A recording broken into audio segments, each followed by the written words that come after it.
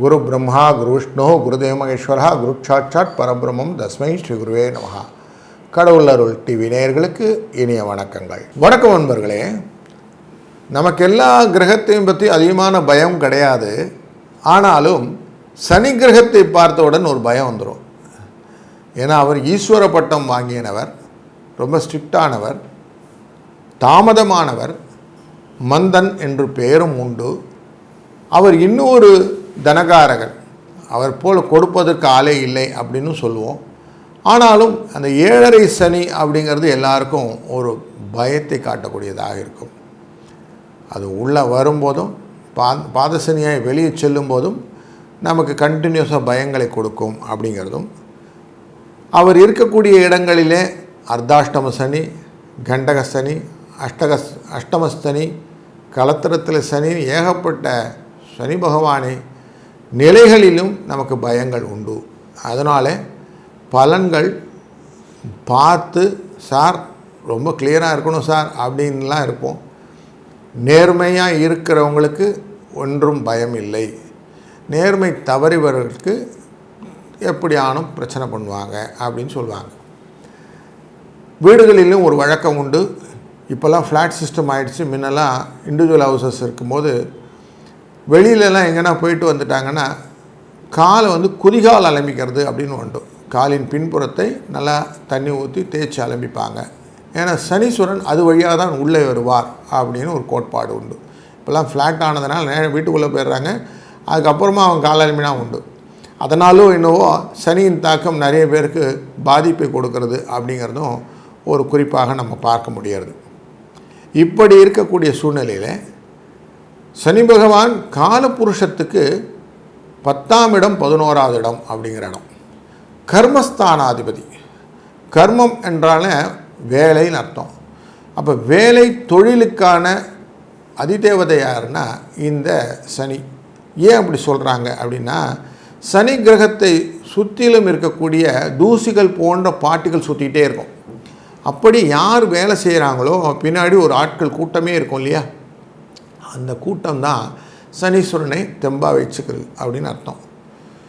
சனி ராகுவை போன்றவர். அதனால்தான் ராகு எப்படி பிரம்மாண்டமாக செய்யக்கூடிய விஷயங்கள் எல்லாம் முதல்ல செய்வார். அதுக்கு சுருக்கமாக தான் பண்ண தெரியாது. செவ்வாயும் கேதுவும் ஒன்று, சனியும் ராகுவும் ஒன்று அப்படின்னு சொல்லுவோம் இல்லையா. அப்படி எதையுமே பிரம்மாண்டமாய் பண்ணி கொடுக்குவது, லாபமும் அப்படித்தான். அதனால தான் வெற்றிக்கான இலக்கு கும்பம் அப்படிங்கிற இடத்தையும் இந்த சனீஸ்வர பகவான் தன் வீடாக வைத்திருக்கிறார். சனி சூரியனிலிருந்து ரொம்ப தூரம் தள்ளி இருக்கிறார். இருட்டு கிரகம் அப்படின்னு சொல்லுவோம். அதனால் அது மட்டும் இல்லை, உறைந்து போவது அப்படிங்கிற தன்மை உண்டு. இது எப்படி புரிஞ்சுக்கலாம்னா, வீட்டில் எல்லாம் ஃப்ரிட்ஜ் இருக்கு இல்லையா, இந்த ஃப்ரிட்ஜில் இருக்கிற ஐஸ் க்யூப் எல்லாமே சனி தான். ஃப்ரிட்ஜே சனீஸ்வரனை சேர்ந்தது.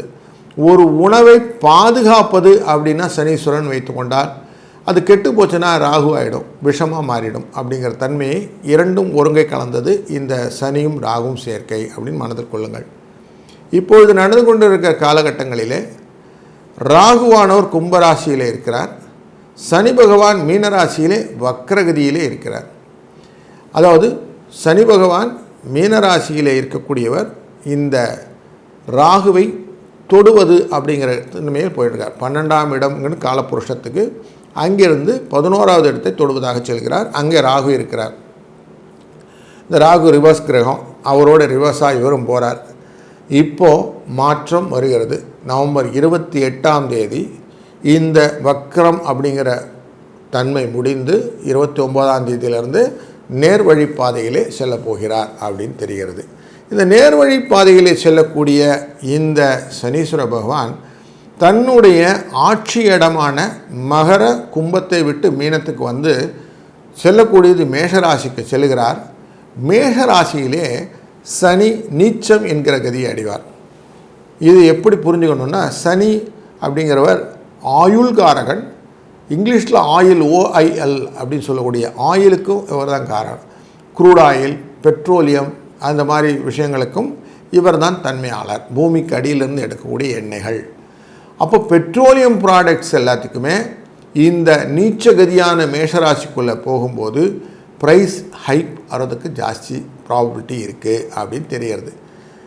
எப்படி சார் ஹைப் ஆகும், இப்போ எல்லாம் கண்ட்ரோலில் இருக்குது அப்படின்னா, இல்லை அதுக்கான கால வர்த்தமானங்கள் வரும்போது டெஃபினட்டாக இதனுடைய ப்ரைஸ் வந்து பீக்கில் போகிறதுக்கு வாய்ப்பு உண்டு அப்படின்னு தெரிகிறது.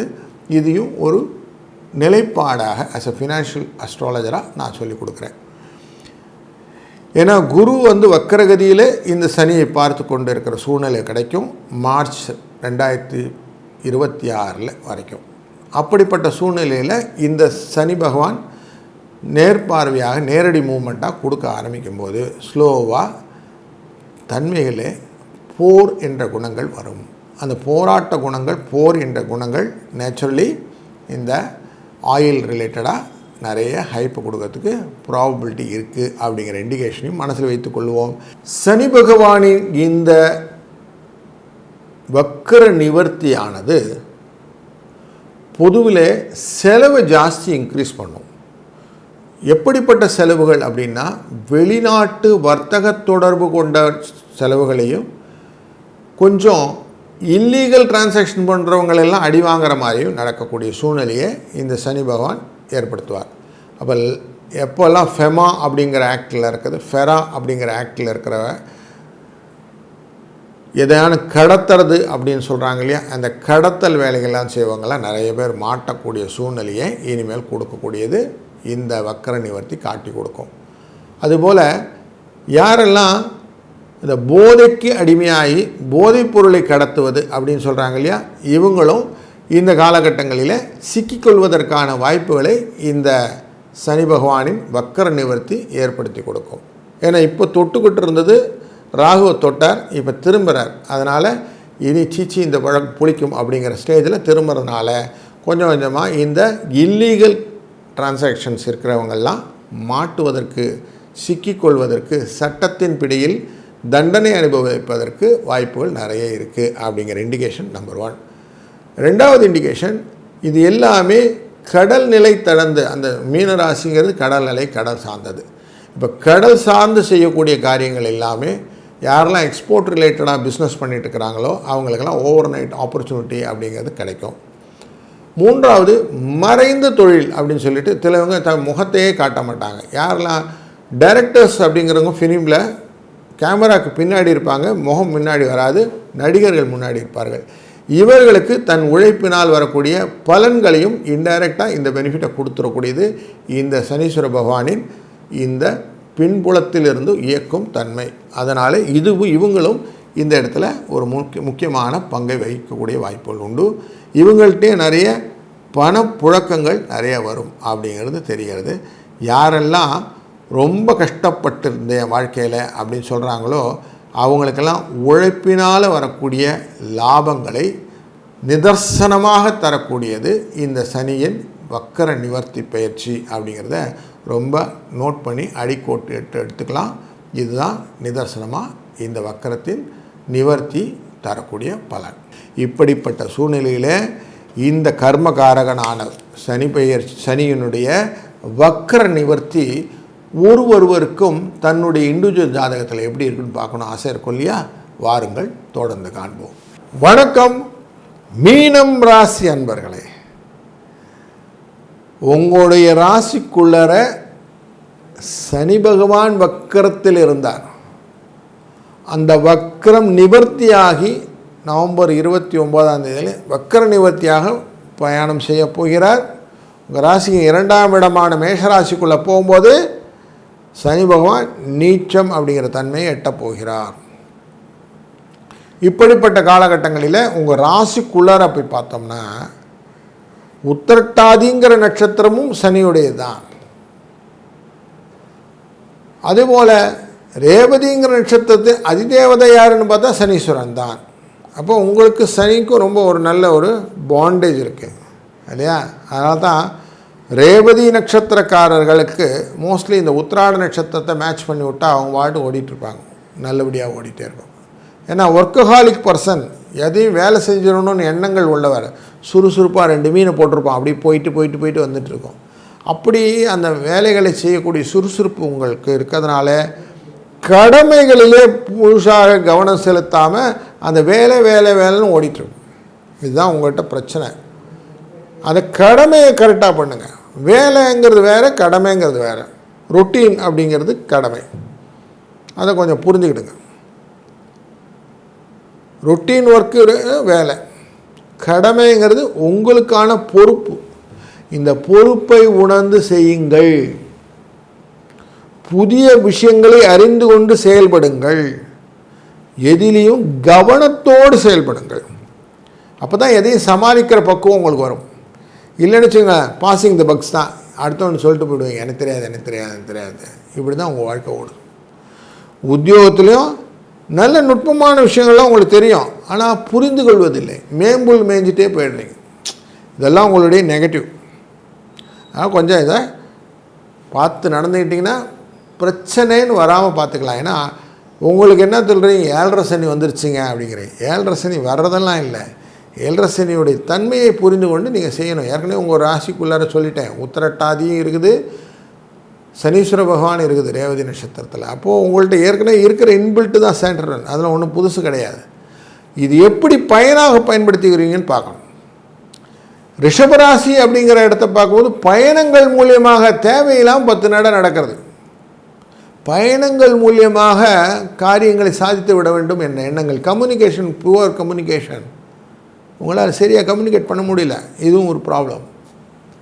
சொல்ல வந்தது சொல்லாமல் சுற்றி சுற்றி வந்துடுவீங்க. அதனால் என்ன, எதிராளி கொஞ்சம் டயர்டாகிடுவாங்க. 7ஆம் இடம் அப்படிங்கிற போது கன்னிராசியை பார்க்குறாரு. அங்கே கலகம், பாதி பேசிகிட்டு இருக்கும்போது சண்டை வந்துடும், ஃப்ரிக்ஷன், வேலையை ஃபுல்லாக முழுசாக முடிக்க முடியாத ஒரு சோர்வு, அசதி, தடை, தன்னை பற்றின தன்னிலை வெளிப்படுத்தல். நான் எப்படி தெரியுமா அப்படின்னு சொல்ல ஆரம்பிச்சிடும். அப்போ என்ன ஆகுது, ஆட்டோமேட்டிக்காக சர்ப்ரஸ் ஆகிடும் அந்த வேலை. இங்கே வந்து பார்க்கும்போது தொழில் ஸ்தானத்தையும் பார்க்குறார், 10ஆம் இடத்தை பார்க்குறாரு சனி பகவான், தனுசு ராசியை. அதனால் தொழிலிலேயும் பண்ணக்கூடிய பண விரயம், ஆரம்பித்த இடத்துலேயே அப்படியே இருப்பாங்க. 30 வருஷம் ஆனாலும் ஒரே இடம், அதுலேருந்து மூவ் ஆகிறது இல்லை, அப்படியே நிற்கும். ஏன் ரீசன்? இதுதான் ரீசன். இதை உடச்சி வெளியில் வரணும் அப்படின்னு எண்ணமே வராது. முக்கியமான கடமை அப்படிங்கிறத விட்டுட்டு வேலையே செஞ்சுட்டு இருந்தால் அதான் வாழ்க்கையில் முன்னுக்கு வர முடியாமல் நிற்கிறது அப்படிங்கிறது நிதர்சனமாக இங்கே மீனராசிக்கு இருக்கும். இதுதான் இங்கே ட்ரிக்கு. இதை புரிஞ்சுக்கிட்டிங்கன்னா போதும். இப்போ கம்யூனிகேஷன் கரெக்டாக இருக்கணும். எதுக்காக செய்கிறோங்கிறது புரிஞ்சு செய்யணும். என்ன கம்யூனிகேட் பண்ணுறோங்கிறது 7ஆம் இடத்துக்கு கம்யூனிகேட் பண்ணணும். தொழிலில் கம்யூனிகேஷன் கரெக்டாக இல்லைன்னா லாபம் வராது. அதுபோல் தொழில் செய்யும்போது காரியங்களில் செய்யும்போது அந்த கர்மாக்கு ஏற்ற வேலை கரெக்டாக இருக்கணும், எக்ஸிக்யூஷன் சரியாக இருக்கணும். இல்லைனா பண விரயத்தில் முடியும் அப்படிங்கிறது தான் உங்களுக்கு கிளியராக தெரிகிற ஒரு நிதர்சனமான அவுட்லைன். இது நாள் வரைக்கும் இந்த 9ஆம் இடத்தை பார்த்துட்டு இருந்தால் ஏதோ காரியம் நடக்கலை ஓட்டிங்க. காரியம் நடக்கலைங்கிறதுலாம் ரைட்டு. இனிமேல் வேலை செய்யணும், வேலை எப்படி செய்யணும் அப்படிங்கிறத இப்போ அவுட்லைன் எடுத்துக்கிட்டீங்க.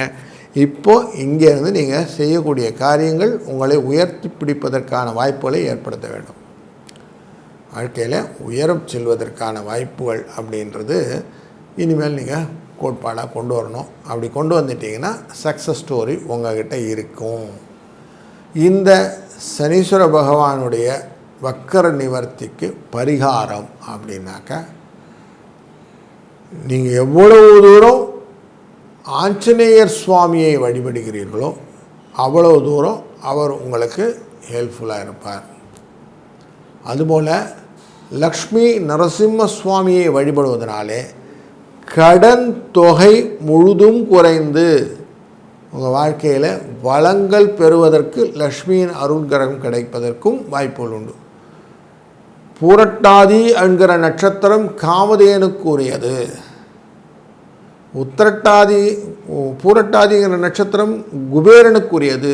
உத்திரட்டாதிங்கிற நட்சத்திரம் காமதேனுக்குரியது. இந்த 2 நட்சத்திரமும் உங்களுக்கு கூட இருக்குது.